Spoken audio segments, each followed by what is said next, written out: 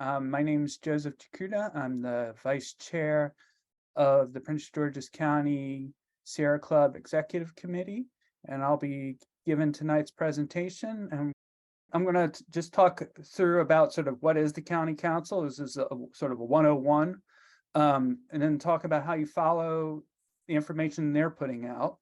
Then we're going to talk about how you actually submit comments and register to testify. And then I'm going to talk about some other ways to communicate with the council. And I have one slide on the Board of Education, just because they're also a county legislative body that just know exists. I'm not going to really be talking about specific legislation. I'll probably, when we're starting to do the interactive stuff, we'll go to County Council's website and pick some random bill to look at. But we're not really talking about, which bag ban or something's better. This is all just about the nitty gritty of how to find information and how to get your voice heard. To start, this is the County Council. We have 9 districts throughout the county. And each of these members represent from Tom on over to Sydney Harrison, represent the different parts of the county from north to south. And then we also have 2 at-large members. It's important. Mel Franklin and Calvin Hawkins represent the whole of the county. So every single one of us has 3 county council members. We have Mel, keep clicking Mel, we have Calvin Hawkins, and then we have one of the 9 of these others. Wanika Fisher is mine. I also put a little more information in here that'll be come into play later. So when you go back and look at these slides, Tom Dernoga is the chair of the council, Walla Blagay is the vice chair, and then everyone else who I have some letters next to is a committee chair. So for instance, Eric Olson is going to be one of the important ones we'll talk about later, the TIEE or TIE committee. Now I'm going to show you how to actually figure out where your district is if you don't already know. And this is not the most friendly website. It's so much easier to find this on the state websites. But if you want to figure out exactly where you are, because some of these districts confusing, you can go to PG Atlas and you start by putting in your address. I'm just going to pick some random address. And we see now this red square here is the address that you put in, but we need one more thing to make sense of this. You're going to have to scroll down here and find administrative. And then scroll down here and find Councilmanic Districts 2022. And then from there, you zoom out a little bit and see where you are on the map.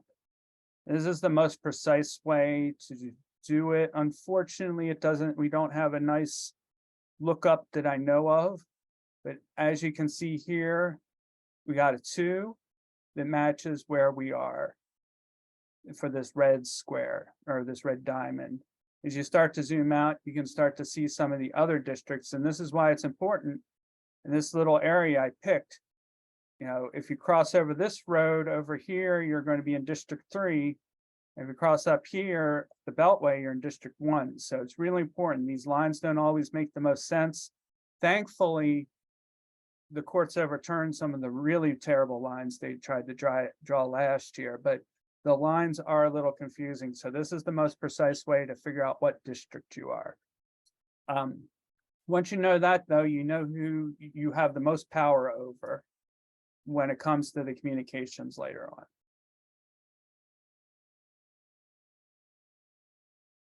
So the county council is more than just the county council. It's a little strange.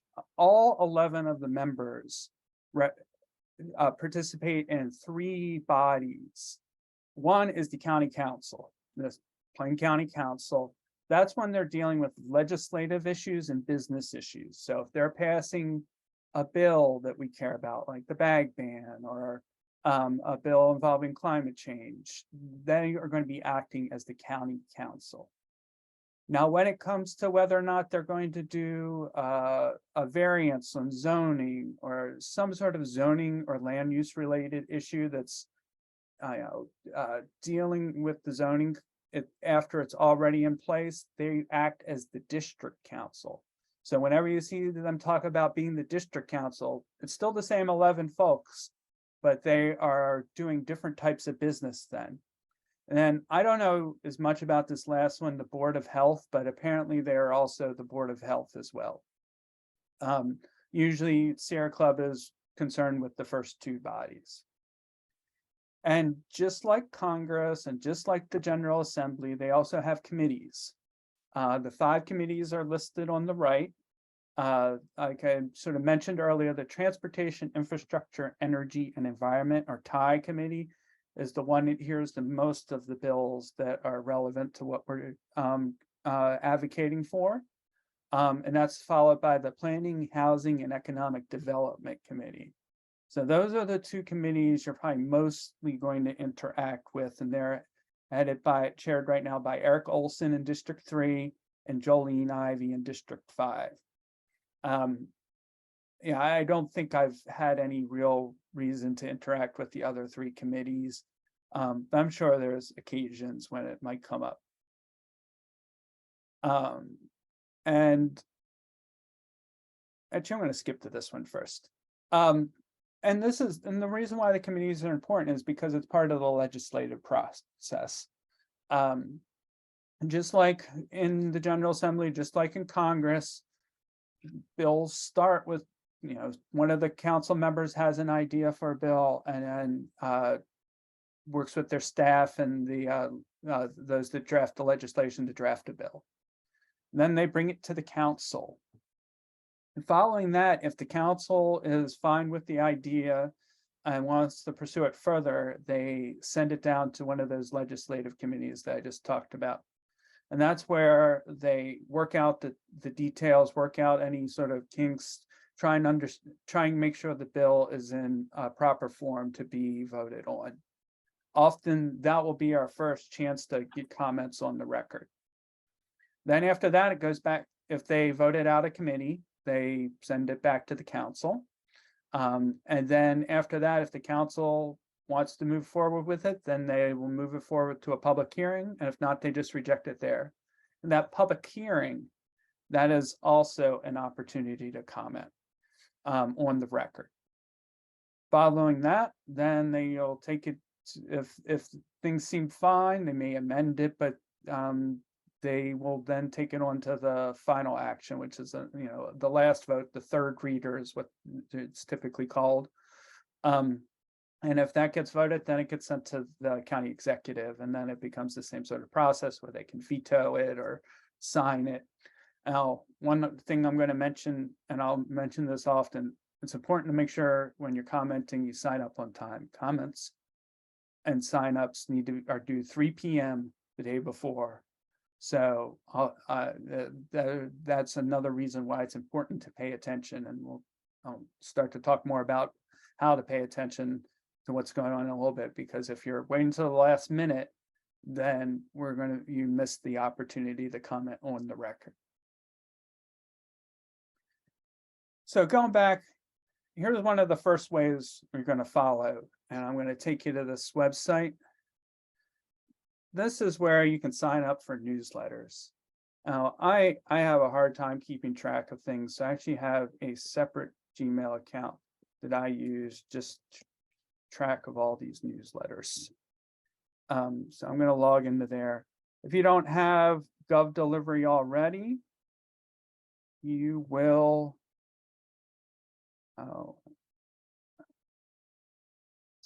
I tried practicing typing my password multiple times last night, and I knew I was going to mess it up. But anyway, so these are all the different newsletters you can subscribe to. You can do as much and as little as possible. Right now I'm trying to follow everything that's coming out, and a lot of this isn't necessarily legislative either. This is also about community events and But community events are good too, because if you're following them, you can go see your council member in person and talk to them, while they're handing out groceries or doing a community cleanup. So sometimes that's also a good way to interact with your council members. At a minimum, I would say you should sign up for these first two here, the county, here, let me get the spotlight on. The county council events and the county council. And then you want to be on all the at-large member lists. So Councilmember Hawkins and Franklin's lists. And then you want to pick in a minimum, whichever one of these you are in, District 1 through 9. Going down, there's more newsletters. There's lots of newsletters.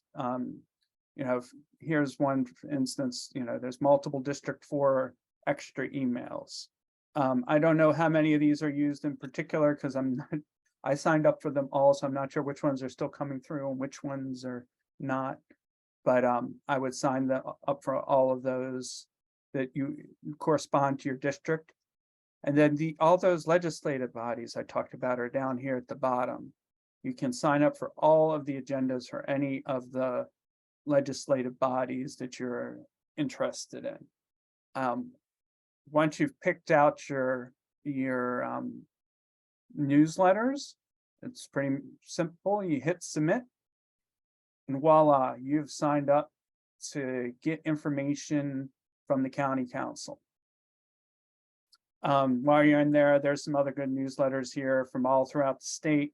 So I won't go into that any further, but you can look at that at your own time.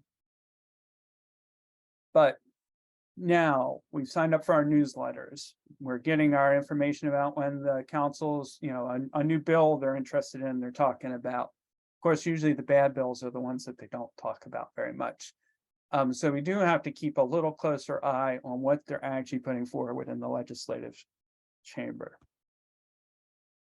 So that's when it comes to the second website. So they use GovDelivery for their email lists, and then they use Legistar for keeping track of the council's actual business. So I'm going to go over to that website now. I'm going to zoom in a little bit. Right here is the website with all of the agendas for the month. This is every single legislative body that exists for the county council. If you want to look at next month's, there's filters up here to look at different time periods, but usually it's the month that you're in that's of concern. Usually, though not always, the agendas aren't really going to be added until kind of close to the meeting. So right now, since it's April 13th, we probably want to concentrate on this region here, from April 17th to April 20th, give or take.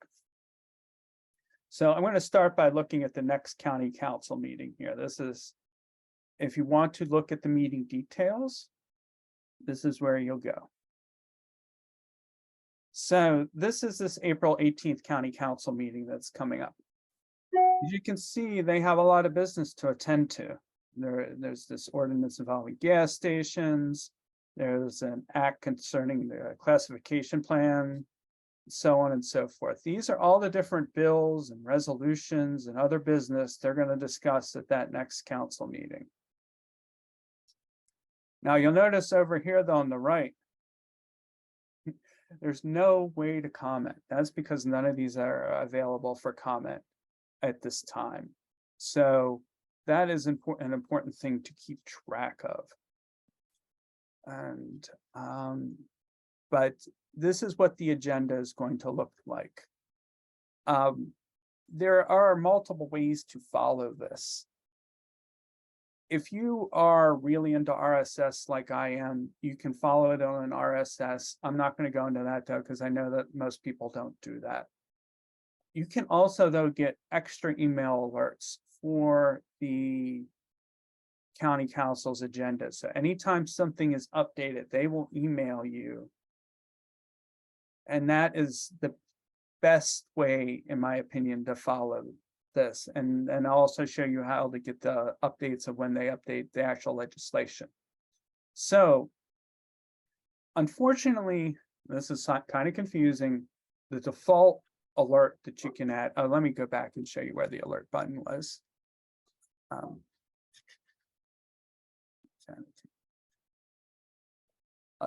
If you saw up here, right here in the corner, alerts, that is what you're going to want to click to set up alerts for the county council. And I'm going to go back and do that now. And then just going to add, so what I'm going to do now is add the alert, but the problem is the default alert is just going to alert me about this one meeting, which is kind of annoying. So now I'm going to show you the alerts that you should set up on your own. I have two down here, and this is the one I just added, so I'm just going to get rid of that. These are the two that matter. If you set up the alert for this text, and it's in the slides, but I'll give you a second, I'll write it down. I'll copy this into the chat. This is the important part here, the search terms. You just want to put county council in quotes. And oh, I see the chat. I'll add that. So here's the website. That will give you an email with every agenda that the county council is doing. I get mine daily. I think that's probably but right about what you want. If you're getting it monthly, you're going to miss everything. Honestly, I think if you're getting it weekly, you're going to miss a lot of things. Searching it or doing it daily, though, that'll give it to you as things happen. And I'll show you what the emails look like in a little bit. That's what I would recommend. I have one other search here, one other alert. Because of the way the thing works, essentially having the word council in the search terms gives you everything but the zoning hearing examiner. So if you want to follow the zoning hearing examiner, you have to have a separate search. But it's the same sort of thing. I would recommend daily. That gives me essentially 2 emails a day that show me all the agendas that have been updated over the course of the last day. There's a third search I have in here. This is a legislative search. So here are the calendar search alerts. I have one more up here, a legislative alert. This alert, and I put screenshots on here and in the slides. And obviously, if you go back and look at the recording, you can see the text. But this one's a little easier because you don't need search terms. This is just going to give you an update of all the legislation.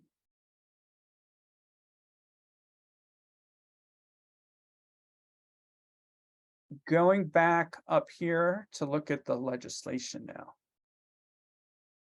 When you go there, it's not very useful because it defaults to nothing. It's kind of strange.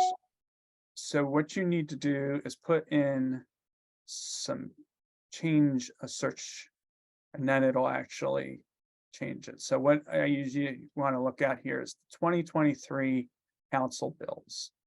This is all the active legislation they have currently.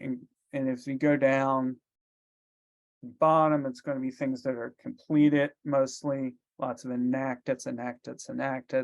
There's one, 19 was held in committee. Oh, that was a good one. Well, that was one we were really concerned about. As we go up, these are the more active ones that are in committee, ones that are being presented to the county council for the first time because they haven't been referred yet, ones that are in third reading. This is all of the bills that the county council has gone to that first step in the process. When you go here, you can also look at the bill. Let's look at this particular first one. Actually, now let me look at an older one that's going to have a little bit better stuff to look at. Now let's look at one at second reading. So when you click on one of the bills, the first link here for the attachments, this B something, that's the actual bill. So if you want to read the bill, this one's, I guess, about neighborhood compatibility standards. That is where the bill is. And then these other documents are going to provide other important information, reports on from the those that review the legislation on staff, a summary, and pretty much as they go along, more documents get added. And you also have the history down here of the meetings that were involved. That is, that's how you can sort of look at the history, understand, how things have progressed, how amendments have happened. And that's where you're going to do it. You can even look at the different versions of it here. By defaults to the most current version. So that's the legislation. And now I think I'm going to jump back to the slides because I definitely went down a little rabbit hole there and talked about all of these different items, looking at the calendar, looking at the legislation here, for your reference, when you go back to look later, here's the reference to signing up for the alerts. Now it's time to jump over to decoding the emails you're going to get from all those alerts. So I'm going to jump over to a different web browser. So this here is the legislative alert that you're going to get every day. Most days. They don't do them on the weekend some days. Pretty much any legislation that has changed, and this isn't just legislation, this is pretty much any document that's changed since the last time one of these went out is going to be in here. So this is sort of the same type of thing. The ones you can also limit it to just the legislation or just the resolutions. I went big because I didn't want to have to set up a bunch of alerts, but if you want it to be fancy and just set up one for bills and one for resolutions, and to cut down on what you have to look at, you can do that. But this is going to, when I click on this, it's going to be the same sort of thing we just looked at, except I'm getting it in email form now. So the same sort of thing. Here's the main resolution and then all the different documents and the history of the meetings. Same exact thing we just looked at, except I got it delivered to my email instead of having to manually go to the website. The other thing you're getting is the county council's agendas updates. Again, this is going to go to the same sort of thing, but the one nice thing here is this is telling you what's changed. You'll notice though that there's stuff in the past here too. Because what's today, the 13th? So they're still making updates to these agendas. They're adding minutes, they're adding approved minutes, they're adding recordings. So you'll actually see some older meetings still getting updates in these.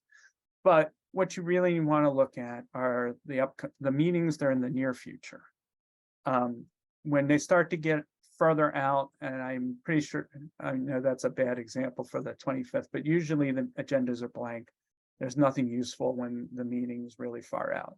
But when you get into this core next couple of weeks, that's when you want to click and look and see what's going on. So if I wanted to see what's happening, oh, here's another county council meeting at 5 o'clock tomorrow. And this is what they're going to be talking about at the 5 o'clock meeting now. So this one's not as long of a meeting. They have a resolution and then they have a public hearing. I look through these, maybe not every day, but every other day, because things change so quickly. You never know when they're going to pop something on the agenda and have to act. Hey, that Yes. meeting is not going to be short. That's about public hearing for the Maryland National Capital Parks and Planning Commission budget. Oh, these people are gonna be standing up talking about what we need in our parks and what kind of programming we need and all that. So, hey, that's a good one to show up at, folks. That's true. And we'll get into how to sign up to speak in a couple minutes. Actually, that's next. So let's talk about how to speak. And now I got to make sure I find one of the meetings that have something to speak at. So you should be able to look here on the right side for meetings that have e-comment. This means that there's something that you can sign up to speak at. Actually, I think that this one might be a good example. So if you want to speak at the public hearing on the MNC PPC budget, this is where you're going to go to sign up. Now, when we get down here, you'll see each agenda item that has the opportunity to put something on the record. So this resolution and then the budgets have these two buttons here. Here, let me get my spotlight back. Register to speak and comment. That's if you want to speak on multiple items or put comments in on multiple items, you're going to have to click separately. You're only really addressing the one item. Let's pretend that we want to do the budget hearing. And I thought I was wise enough to have logged out, but apparently I'm not logged out. So let me just do that so you're not surprised. Okay.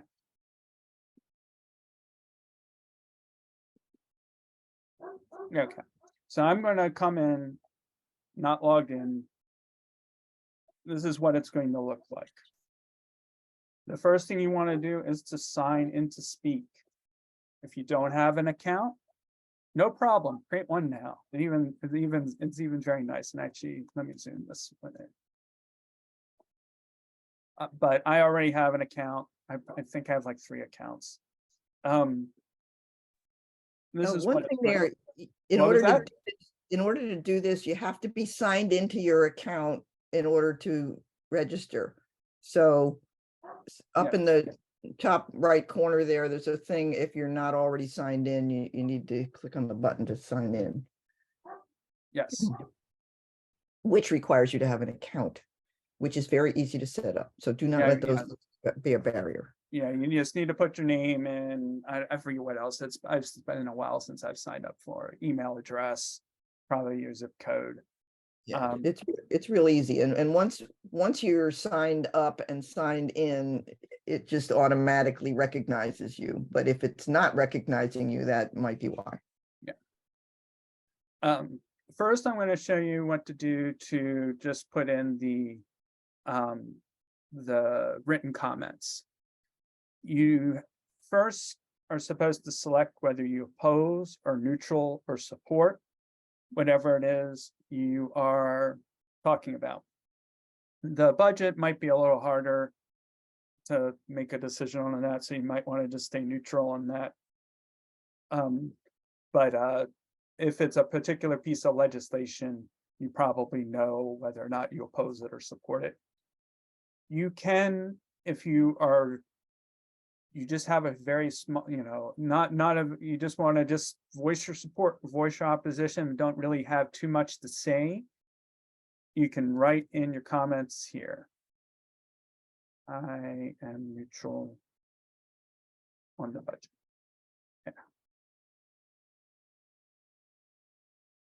You only get 1,000 characters. So this is not for writing in-depth comments. This is really short. This isn't like tweeting short, but this is short. If you have more to say, it's pretty easy. You just put it in another document. You choose a file. You open it. And now if I submit my comment, I'm not going to do that because but you would hit submit here. So if you have more in-depth comments, you're going to want to just put them in a separate document, or if you're submitting on behalf of one of the organizations you're with, you're going to put it in a separate document and submit the comments. The other option, and you can do both too, is you can register to speak. That is this button. This is even easier to do than submitting the comments. You register to speak. It is going to come up with this item here. It says this meeting is open for public comment. By registering to speak, you agree to be present during the meeting time. You will be called to speak by your name. And you just say, I agree, register me. Now I am registered to speak at the meeting. I'm not sure if I can make that meeting. I realized that I have to watch my kids that night, sorry. So it's just as easy to unregister, though you should all register if you can make it, because that, as Janet did say, this is an important way to express funding for our parks in various forms, whether it be climate or forestry or bike trails, the whole gamut.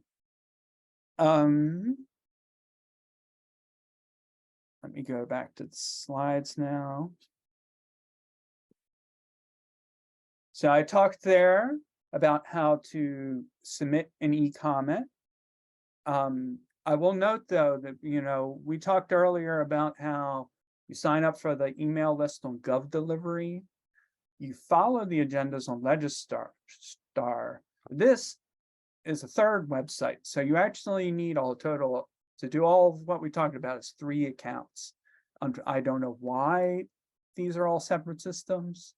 I'm pretty sure this is all kludged together. I will say that the commenting system is probably the easiest to work with, but you do need 3 separate accounts to do all the different things I talked about. You can obviously use the same email address. You don't have to, it's just, you need to register 3 times to do the 3 different things we said. And of course, as a reminder, comments are always due by 3 p.m. the day prior to the meeting. That gives them time to process the comments, because when they get the legislation and they're reviewing it, they have the list, all the comments printed out so they can look through them, so that they can't really accept comments right before the meeting on the record. Now, we also talked about how to register to speak. You of course have to be going down to the council hearing room in person to do that. There might be times when you aren't going to get things on the record though. There's a lot of reasons why that might be, so we'll talk a little bit about that now. Formal comments are only accepted at certain times. If it's during first reading, if it's during third reading, there's not a formal comment often. You'll have to communicate directly with your legislators, your county council members. Also, if there's an idea, like say we want to propose a bill to do something that hasn't even been formulated yet, we're going to have to communicate directly with our county council members. Also, if it's in committee and you want to message, someone who's not in the committee, they're not going to necessarily get it if you're submitting it during committee comments. And maybe you want to message your own county council member about a bill at that time. So you have to send it that way. Also, if you want to do phone calls, there's no way to submit comments on the record through phone calls or anything like that. It's only the registering to speak in public or submitting the e-comments. So those might be some reasons why you might be submitting comments. I think probably the big one is that it's in third reader and you want to just say, nope, don't pass this bill. At that point, they're not going to make amendment, they're not trying to fix it. They're just going to try and get done what they're going to get done. One way to do this is through Sierra Club's add up.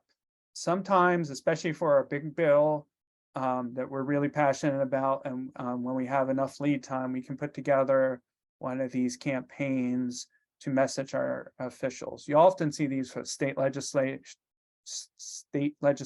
because they have a little bit more resources to put these together. But this comes with a preloaded message. It can help figure out what district you're in.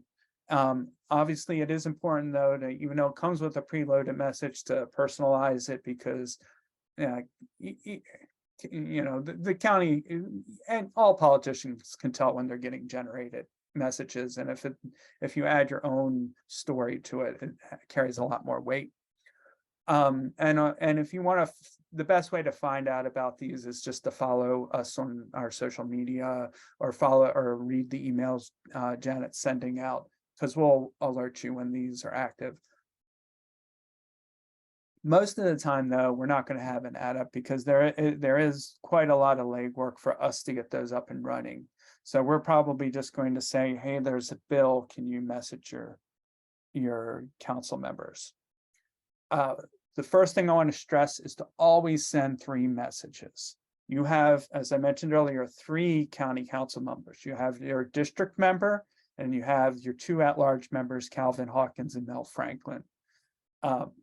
We need to message all 3 of them. They all 3 represent you, regardless of where you are in the county, because 2 of them are at large.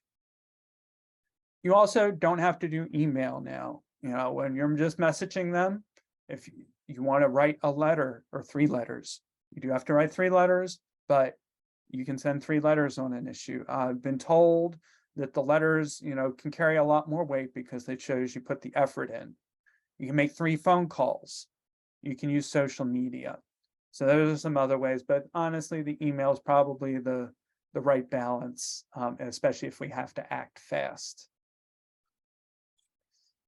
I'm going to go get thrown in PowerPoint jail for this slide. This is not really for us to look at right now, but this is, so if you do want to follow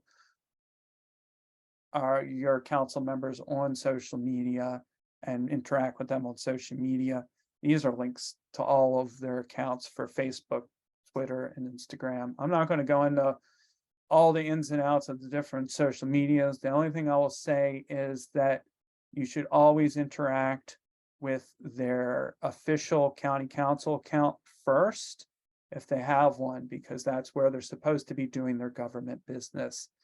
Secondly, if they don't have an official one, interact with their campaign one, because that's at least somewhat affiliated with them doing their county council work.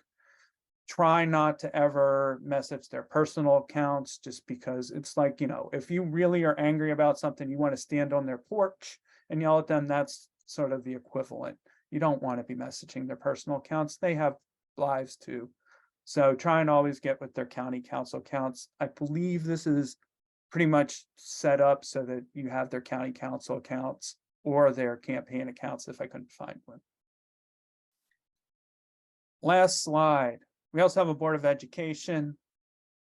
I'm not going to get into too much details, but they do meet. They have their agendas up on the website there, board docs. They are separate from the county council. They only deal with schools, but the schools do have an environmental footprint.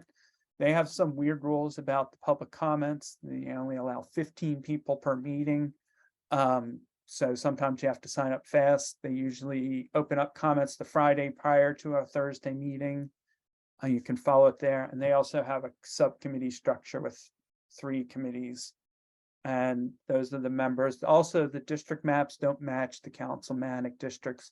Don't know why, but here you have 1 board member, and then there are 4 appointed at-large members, and then there's 1 student member.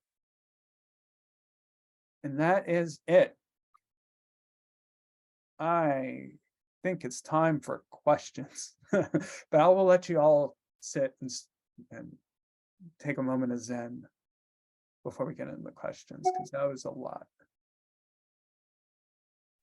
Okay. And I can go back to certain slides or certain websites too. Janet, would you help with the question? Or actually, first let me say, Janet, did you have anything you wanted to add? Okay, so here's something I wanted to add.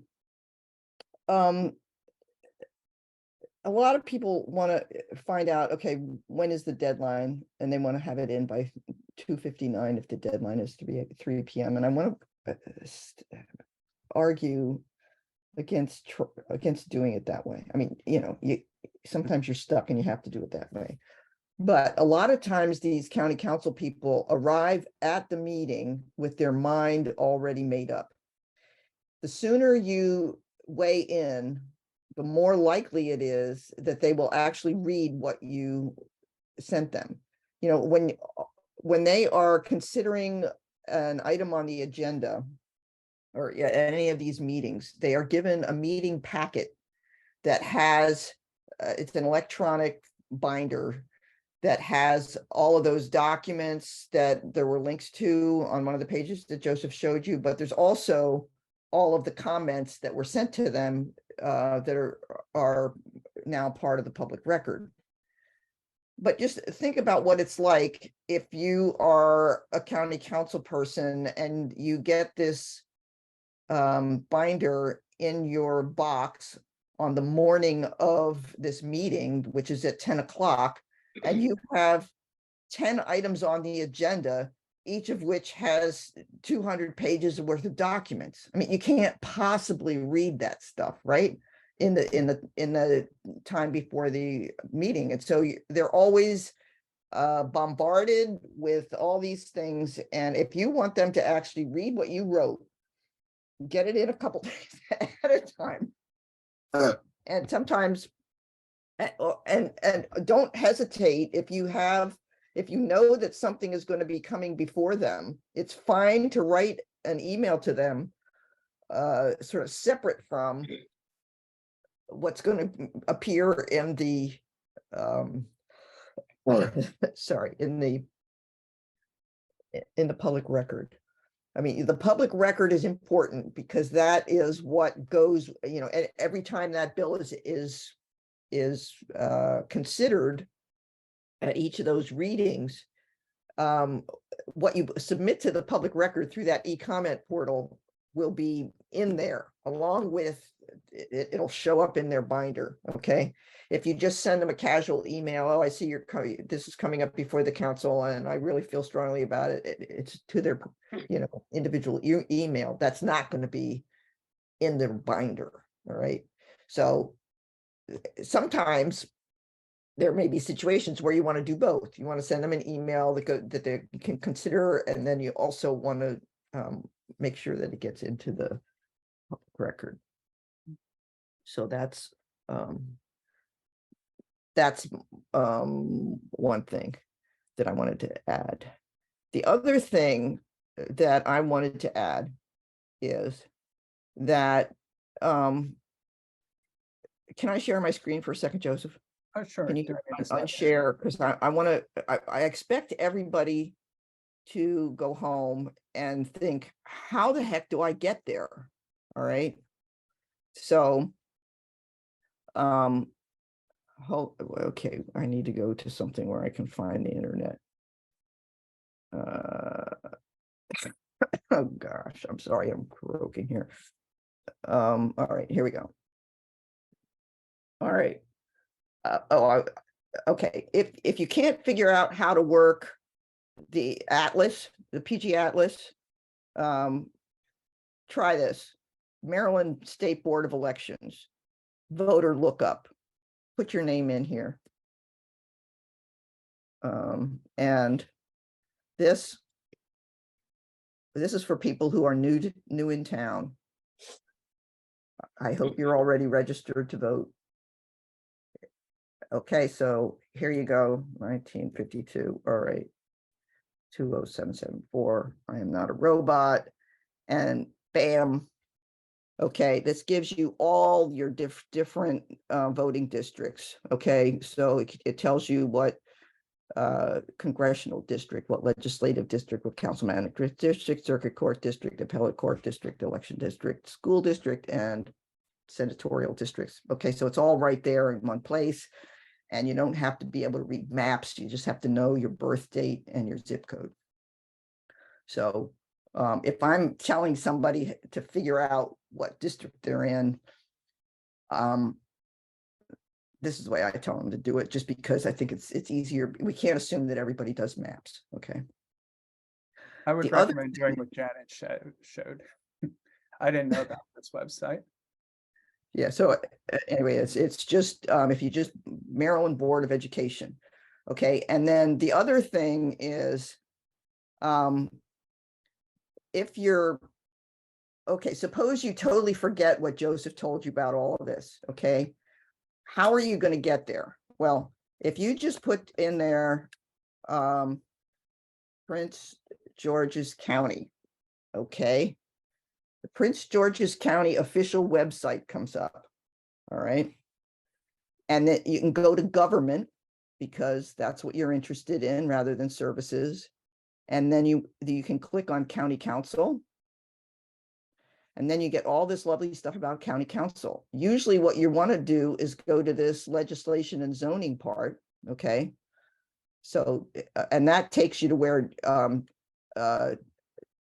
you can find this calendar and agenda, okay? So I mean, because I can't keep track of a lot of these things, I start out, okay, I need to go to the government website, all right? And then I can use some of these things. Okay, so, and this gets you to where Joseph was talking about, where you can then find the e-comment place, okay? The other thing that I wanted to point out that I use all the time, because I have not gotten nearly as much into the alert system as Joseph just was talking about. Now I feel like, oh wow, all of that, I can do that. But what I do is I just find this page and I click on the agenda. Okay, and that gives me this document that actually has words in it that you can read.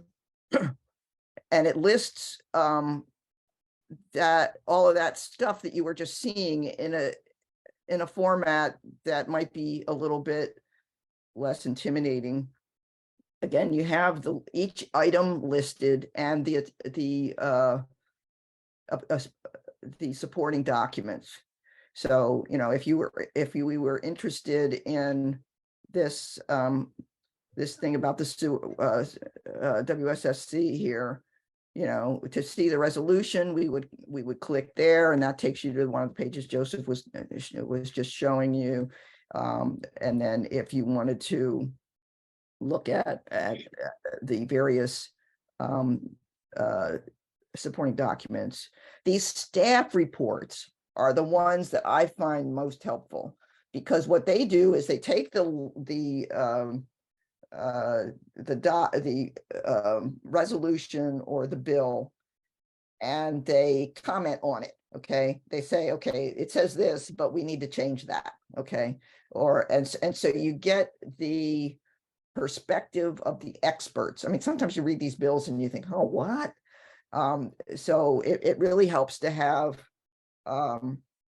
that sort of different perspective and the expert perspective, sort of walking through the kinds of things that need to be considered to see whether it really is a good bill or not. I mean, you might totally disagree with what the experts end up with, but at least you see what they've considered. I mean, a couple of times I didn't do that, and I felt like a total idiot when I realized what they were actually talking about. So, okay, so those are my little addenda. So Can I ask you for one more addenda, Janet? Is there something you do a lot more than I do, and that's actually speaking at the public meeting? Can you add a little bit more about that too? Okay, so actually this is one of the things that didn't come up, you know, in terms of the signing up thing. When we were all in virtual mode during the pandemic, everything had to be in by 3 p.m. the day before, and you had to sign up to speak before that, you know, by that same deadline. The People's Council, that they now call themselves the People's Council because they want to be more transparent and more open to the people. Excuse me. They have developed a different rule where you can now, if you're there in person, you can sign up to speak in person. Excuse me, I have to cough for a minute. Mute myself. I'm not even sick. I think it's allergies. Anyway, okay, so you can show up for a meeting. Your written comments will not be in the binder, but you can show up and speak at a meeting if it just by signing up when you get there. That's something new that they've just added.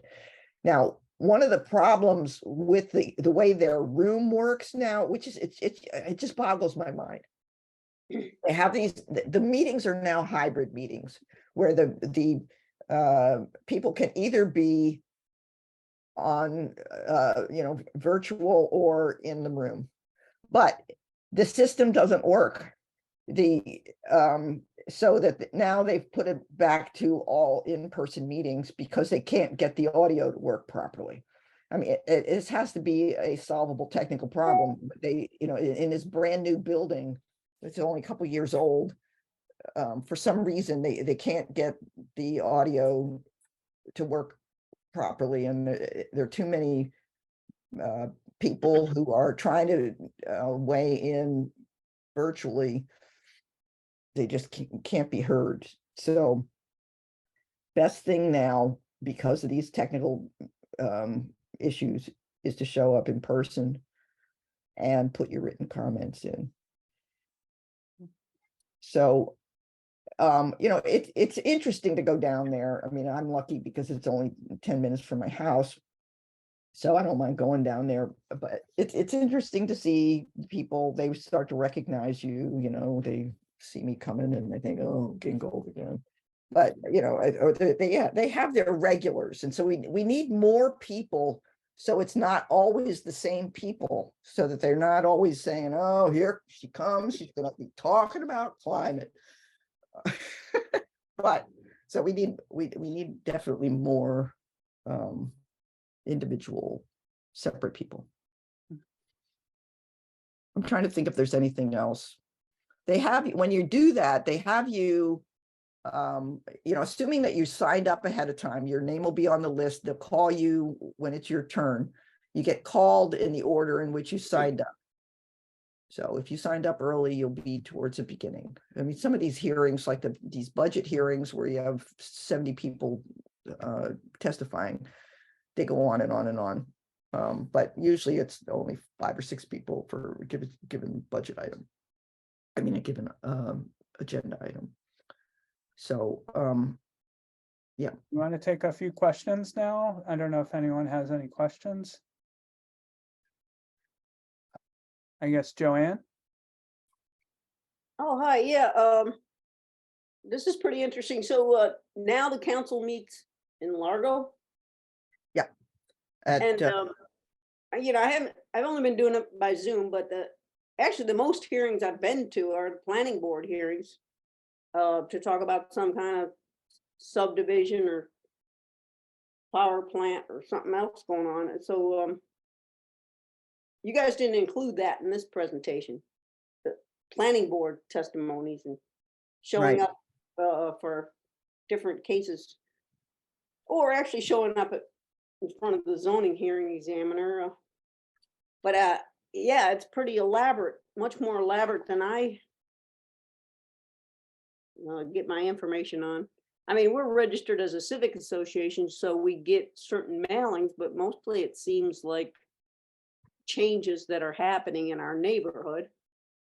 And but I'd like to learn how to change a bill that was written poorly, and I never even knew about it until it actually came into play. And I'm thinking, well, this bill is terrible the way it's written, so how do I make that change? And when you have a county council person who completely ignores us, I guess it's good to go to the other 2 at-large people, but one of them used to be our county council person, and he wasn't that good. And the other one, well, 3 of them band together. So we're kind of, I don't know, I guess going to the whole council is the thing. Right. Well, one of the things that you can do if you know about a bill and you think the bill needs to change is you can look at what committee it's in, okay, and go to that committee meeting. But also you're always allowed to send emails to other people. Like if you think this bill about plastic bags is just horrible, and you absolutely might want to make sure that that one doesn't pass, because you have to have that 10-cent fee, and otherwise it's just going to be useless. And, you know, just, you can write to the, write to the committee chair or the committee vice chair, or you can write to Tom Dernoga, okay? So, even though you're just, you know, in one district, you still can communicate with the other members of the council, especially if they are on the committee that is hearing that bill. I mean, there are lots of situations where I have, or Martha has, gone ahead and just written to all of the committee members to sort of clue them in, here are the things that we think need to be changed in this bill. And then they will often take that very seriously and address that during the committee meeting. Because So- the committees are, at least theoretically, are designed to try and get the bill right. So especially if you're providing like insights on how to improve the bill, that's the way to do it, even if they're not, you know, directly representing you, because that's how, same in Congress, same in the General Assembly, when you send the stuff to the committee, that's what they're trying to do. What if they already created the bill, but then come to find out a few years later that it's terrible, because I never knew I never knew about the bill at the time, but now I see what it is, and I said, well, I guess then we got to repeal it. Right. Or can you change it, modify a bill or something Yeah. like that? Or Yeah, right. Well, that's part of what they do in a lot of these situations, is their new bill is an amendment to the county ordinance to change something that was in there that needs to change. And yeah, so if you come across those things and your county council person, Sydney Harrison, is not attentive, you can always go to the county committee that you think would be in charge of writing a bill like that.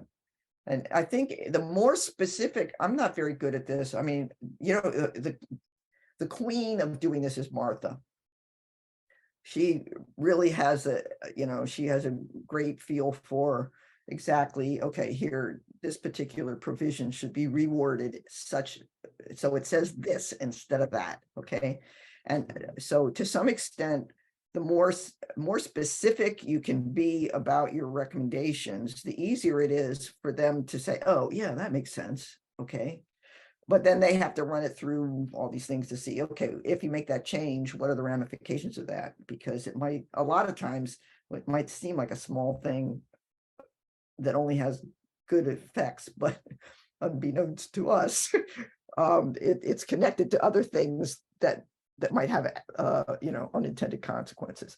So the drafters of new legislation are in charge of sort of figuring out how these proposed changes will affect other things that are in the ordinance. And so anyway, I am always humbled by how complicated it is. You know, like you think, oh boy, that's so stupid, how could it be like that? And then you realize, well, yeah, it's stupid, but it's really hard to fix.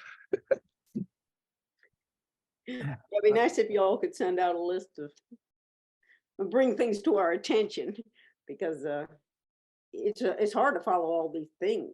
Right. And you know, I mean, I'm like in awe of the fact that Joseph actually reads all those emails, because Yes. There's definitely a bit of a triage there, but yeah, we've been trying to post a little more about when things, you know, when we notice things in particular.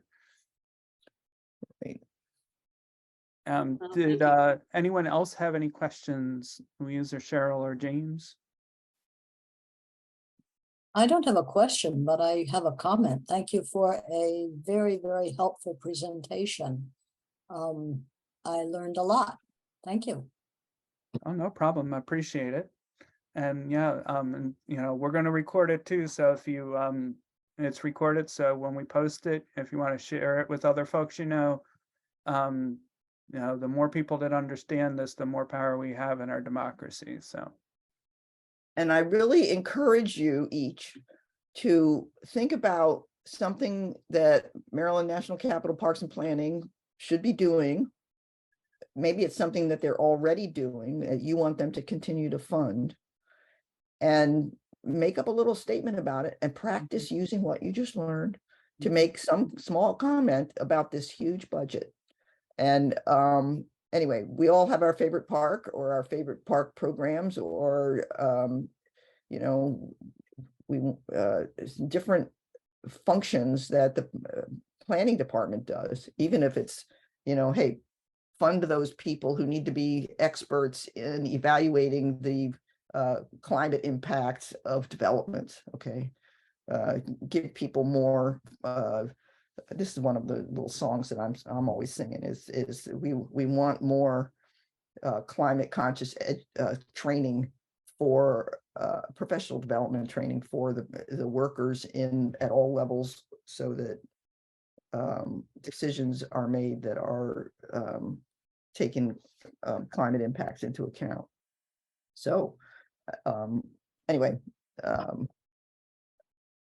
yeah, so that's your homework. By the 18th. Watching.